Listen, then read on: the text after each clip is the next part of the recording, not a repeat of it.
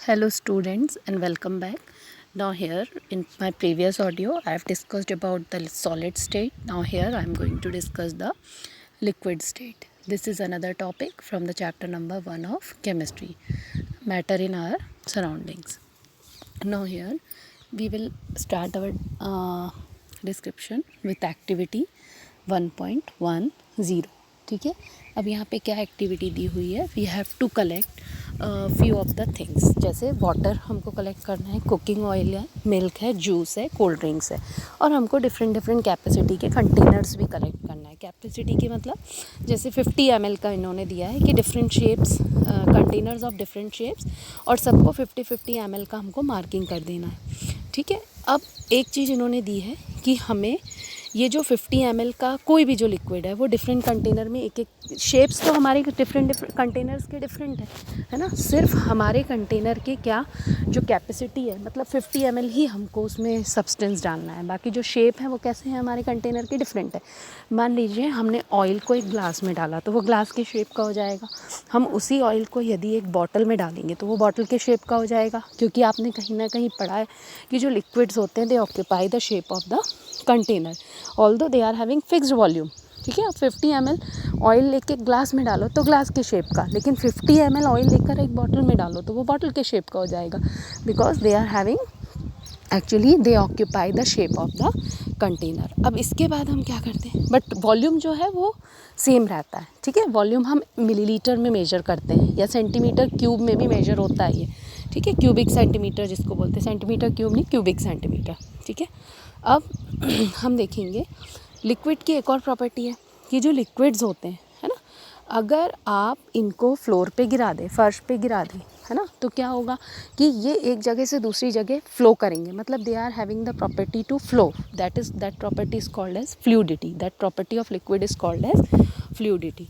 ठीक है, इसके बाद हम देखेंगे, लेकिन सॉलिड में ऐसा नहीं होता ना. सॉलिड को आप एक जगह से दूसरी जगह अगर धक्का मारोगे तो वो फ्लो करके नहीं जाएगा. हाँ, अगर सरफेस स्लोपी है, सरफेस में कुछ चिकनापन है, ठीक है, या फ्रिक्शनलेस सरफेस है, तब तो कोई भी सॉलिड फिसल जाएगा. लेकिन ऐसे ही सॉलिड एक जगह से दूसरी जगह फिसल के नहीं जाता अनलेस एंड अनटिल आप एक उस पर फोर्स अप्लाई करते हो. ठीक है, इस तरह से अब हम देखेंगे हम लिक्विड्स जो होते हैं. अगर आपने पढ़ा, जैसे मैंने आपको फर्स्ट जब मैं चैप्टर का एक्सप्लेनेशन दिया है, इंट्रोडक्टरी पार्ट, तब मैंने आपको बताया कि मान लीजिए आपने एक ग्लास पानी लिया और उसमें आपने 2 चम्मच शक्कर डाली, तो पानी जो है वो लिक्विड है लेकिन शक्कर जो है सॉलिड है.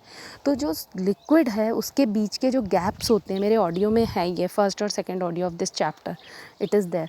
ठीक है, तो लिक्विड्स के गैप के बीच में वो सॉलिड के पार्टिकल्स अपनी जगह बना लेते हैं. मतलब जो लिक्विड होते हैं, है ना, मतलब उनका डिफ्यूज, या कहना चाहिए जो सॉलिड होते हैं वो लिक्विड में डिफ्यूज़ हो सकते हैं, और इसी तरह जो लिक्विड होते हैं वो भी सॉलिड में मिल सकते हैं. ठीक है, दोनों एक दूसरे के साथ डिफ्यूज़ हो सकते हैं, मिल सकते हैं आपस में. ठीक है, इसी तरह जो गैसेस होती हैं वो भी लिक्विड में डिज़ोल्व हो जाती है. अब इसका सबसे बेस्ट एग्जांपल मैं आपको बता रही हूँ. जैसे कि आपने पढ़ा है कि फिशेस जो होती हैं या जितने भी एक्वेटिक एनिमल्स हैं, they are able to survive in water. Why? Because in water the dissolved amount of oxygen is there. Oxygen is a gas and it is dissolved in water, and that oxygen gas is used by the aquatic animals for their survival. Even plants are also using the carbon dioxide. The plants which are present in the water, they are also using their carbon dioxide which is already dissolved in the water. It means जो liquid होते हैं उनमें air या gas होती है वो dissolve हो सकती है. ठीक है, और मैं आपको एक बहुत अच्छा एग्जांपल दे रही हूँ. कोको कोला आप लोग जानते हैं, कोल्ड ड्रिंक्स है ना, तो कोल्ड ड्रिंक्स जो होती है उनमें भी CO2 गैस डिज़ोल्व रहती है. मतलब लिक्विड में गैस को डिज़ोल्व किया है, लेकिन कैसे डिज़ोल्व किया, बहुत प्रेशराइज़ करके. जैसे ही आप कोको कोला का वो कंटेनर ढक्कन ओपन करते हो तो ऑटोमेटिकली क्या होता है, वो गैस ऊज़ आउट हो जाती है, बाहर आती है प्रेशर के साथ. ठीक है, इस तरह से हम देखेंगे जो लिक्विड्स होते हैं वो गैसेस में भी डिफ्यूज़ हो जाते हैं. Even they are diffused in that solids also. ठीक है, अब रेट ऑफ डिफ्यूजन ऑफ जो लिक्विड होता है, मतलब लिक्विड अगर किसी चीज़ में मिलाए जाएंगे, लिक्विड को अगर आप लिक्विड में मिलाओगे तो बहुत जल्दी डिज़ोल्व हो जाएगा दोनों लिक्विड, क्योंकि दोनों के बीच में गैप है ना. लिक्विड का हम शो कैसे करते हैं, ये भी आपको मालूम है बेटा।